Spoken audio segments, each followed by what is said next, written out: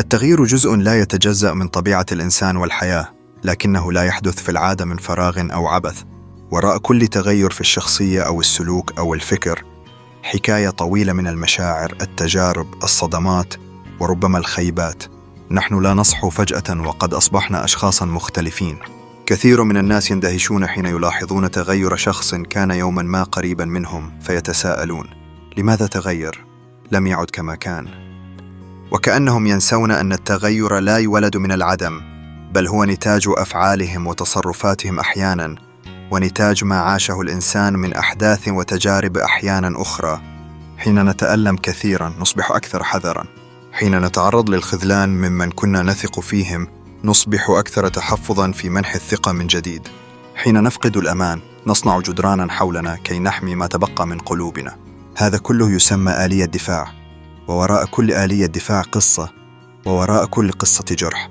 البعض لا يرى سوى النتيجة، لكنه لا يتوقف ليسأل نفسه: ماذا فعلت حتى تغير هذا الشخص؟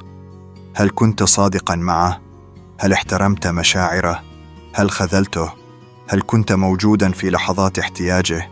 حين يكون التغيير ضرورة للبقاء، في أحيان كثيرة يكون التغيير هو الوسيلة الوحيدة للاستمرار.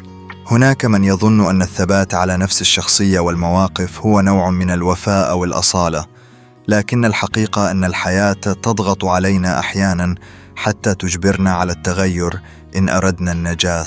تخيل إنسانا عاش سنوات طويلة يمنح الجميع قلبه واهتمامه ووقته دون أن يجد المقابل.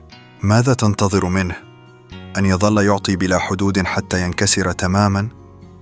أم أن يتعلم مع الوقت أن يضع حدودا وأن يميز بين من يستحق ومن لا يستحق؟ هذا التغيير لم يأتي من قسوة، بل من الحكمة التي تعلمها بعد أن ذاق مرارة التجربة. نظرة الآخرين للتغير. الناس بطبيعتهم لا يحبون التغيير حين يمس مصالحهم. قد يحبك البعض لأنك دائما متاح، متسامح، تتحمل أخطاءهم، تصبر على تقلباتهم. وعندما تقرروا في لحظة ما أن تكف عن هذا الصبر المبالغ فيه، يبدأون في ترديد الجملة الشهيرة: لقد تغيرت. هم لا يعترفون بأنهم السبب في هذا التغيير، لا يعترفون بأنهم استنزفوك حتى اضطررت إلى أن تصبح إنسانا آخر يحمي نفسه أكثر مما يعطي.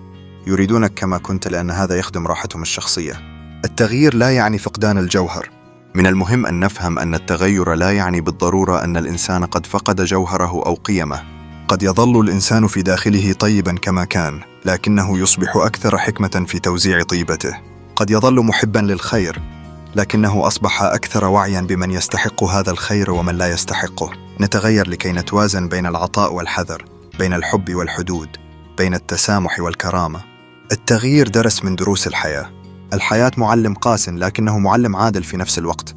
تعطينا الدروس تلو الأخرى حتى نتغير بالشكل الذي يناسب رحلتنا. من لم يتغير مع الوقت فهو إنسان لم يتعلم بعد من تجاربه، أو أنه يغض الطرف عن آلامه حتى تنفجر في داخله يوما ما. التغيير أحيانا يكون علامة نضج. أن تتغير يعني أنك أصبحت ترى الأمور من زوايا متعددة. لم تعد ترى كل الناس طيبين وكل العلاقات أبدية. تعلمت أن بعض الناس عابرون مهما وعدوا بالبقاء، وأن بعض العلاقات تستنزف أكثر مما تمنح. رسالة لمن يتعجب من تغيرك. لكل من يرى أنك تغيرت، اسأل نفسك: ماذا فعلت لتدفعني لهذا التغيير؟ هل كنت صادقا معي دائما؟ هل دعمتني حين احتجت إليك؟ هل حافظت على ثقتي أم كسرتها مرارا؟ هل كنت سببا في سعادتي أم كنت جزءا من ألمي؟ نحن لا نتغير إلا حين تجبرنا الحياة على ذلك. فلا تضع اللوم على النتيجة وتتناسى الأسباب. نحن لا نتغير بدون سبب، فالتغيير نتيجة وليس بداية. إن خلاصة التجارب وثمار الألم وعلامة على أننا ما زلنا نتعلم.